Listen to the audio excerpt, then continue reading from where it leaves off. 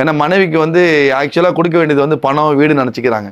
அசலில் ஒரு மனைவிக்கு உண்மையிலேயே தேவையானது ஒரு கணவன் கிட்ட அப்படின்னா அது வந்து அழகான தாம்பத்தியம் தான்.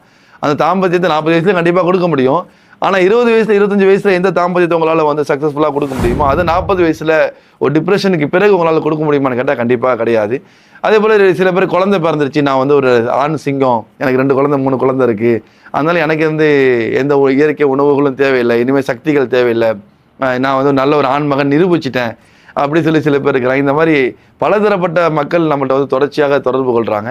இது பார்த்தீங்கன்னா இந்தியா முழுக்க பார்த்தீங்கன்னா ஒரு 87% வந்து ஆண்கள் தன்னுடைய மனைவியை சந்தோஷப்படுத்துறதுல குறைபாடு உள்ளவர்களாக இருக்கிறாங்க அப்படின்னு சொல்லி ஒரு பெரிய சர்வே எடுக்கப்பட்டிருக்கு. நான் பல வீடியோக்கள் உங்களுக்கு திரும்ப திரும்ப சொல்கிறேன், பாருங்க, நினச்சிக்காதீங்க இது வந்து வியாபாரத்துக்காக சொல்லக்கூடிய வார்த்தைகள் அப்படிங்கிறது இல்லை. இது எனக்கே நல்லா புரிஞ்சு, அதாவது ஆரம்பத்தில் ரொம்ப வெக்கப்பட்டு பேசின தலைப்புகள் தான் இதெல்லாம். ஆனால் இன்றைக்கி நான் வந்து ஒரு சக்ஸஸ்ஃபுல்லான கம்பெனி ரன் பண்ணிக்கிட்டு இருக்கேன்.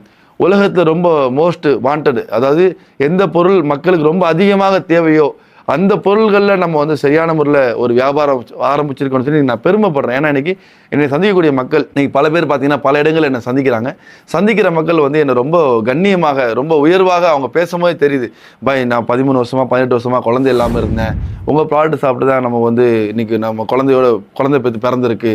ஒருத்தர் பார்த்தீங்கன்னா அவ்வளோ நேரம், அதாவது அவரால் எனக்கு வந்து அவருடைய வார்த்தையில் அவர் சொல்கிறார், நான் உங்களை கடவுள் மாதிரி பார்க்குறேன், அந்த மாதிரி நம்ம சொன்னோம் உலகத்தில் மனிதர்கள் கடவுளாக இருக்க முடியாதுங்க, படைச்சவன் வந்து உருவம் இல்லாதவன், இந்த மாதிரி சொல்லி புரிய வச்சாலும் அவரால் வந்து ஏற்றுக்க முடியல. அவர் இல்லை பாய் நான் வந்து ஒரு அவதாரமாக உங்களை பார்க்குறேன், அந்த மாதிரிலாம் மக்கள் பேசக்கூடிய அளவுக்கு ஒரு பெரிய ஒரு ப்ராடக்டை கொடுத்துருக்கோங்கிற போது ரொம்ப பெருமையாக இருக்குது. பார்த்தீங்கன்னா இது உண்மையிலேயே சொன்னால் இது மா நேச்சுரல்ஸோடைய பெரிய அதிசயமோ இல்லை ஷேக் மீரான் பாயோடைய அந்த பொருள் அந்த ப்ராடக்ட் மூலியமாக உள்ள அதிசயமோ கிடையாது.